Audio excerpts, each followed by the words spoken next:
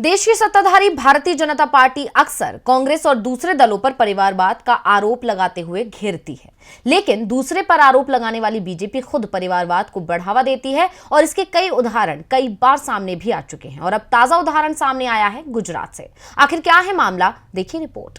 दूसरों पर कीचड़ उछालने वालों को पहले अपने गिरेवा में झांक कर देख लेना चाहिए। ये कहावत बीजेपी पर पूरी तरह चरितार्थ होती है, क्योंकि बीजेपी खुद परिवारवाद को बढ़ावा देती है और आरोप दूसरे दलों पर लगाती है। ऐसे में अब उम्मीदवारों की घोषणा करने के बाद बीजेपी घिर गई है। ऐसा इसलिए क्योंकि बीजेपी ने चुनावी समीकरणों को ध्यान में रखते हुए तमाम राजनीतिक परिवारों के लोगों को मौका दिया है। पार्टी ने ऐसे 7 उम्मीदवारों पर दांव खेला है जो सिटिंग या पूर्व एमएलए के पुत्र हैं। इन उम्मीदवारों का टिकट तय करने में उनके पिता की सियासी विरासत ने मुख्य भूमिका निभाई है।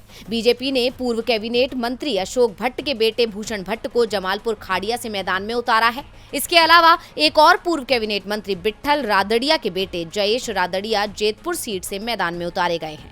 बीजेपी ने सियासी परिवारों से ताल्लुक रखने वाले 7 में से जिन 3 लोगों को टिकट दिया है वो कांग्रेस से आए नेताओं के पुत्र हैं। सेंट्रल गुजरात से आने वाले 10 बार के विधायक मोहन सिंह राठवा के बेटे राजेंद्र सिंह को भी बीजेपी ने छोटा उदयपुर से टिकट दिया है। वहीं साणंद से बीजेपी ने कनू मकवाना को उतारा है। वो भी कांग्रेस से बीजेपी में आए करम सिंह मकवाना के पुत्र हैं। योगेंद्र परमार कांग्रेस से बीजेपी में आए राम सिंह परमार के पुत्र हैं। वो थासरा सीट से बीजेपी उम्मीदवार हैं। अब ये टिकट बंटवारा बीजेपी के अंदर चल रहे परिवारवाद की पोल खोलता है। यानी साफ है कि बीजेपी भी सियासी विरासत और जीतने की क्षमता को देखकर टिकट का बंटवारा करती है। लेकिन हैरानी की बात यह है कि वो आरोप दूसरे दलों पर मढ़ती है। लेकिन अब इस मामले ने बीजेपी की पोल खोल दी है। डीवी लाइव की रिपोर्ट।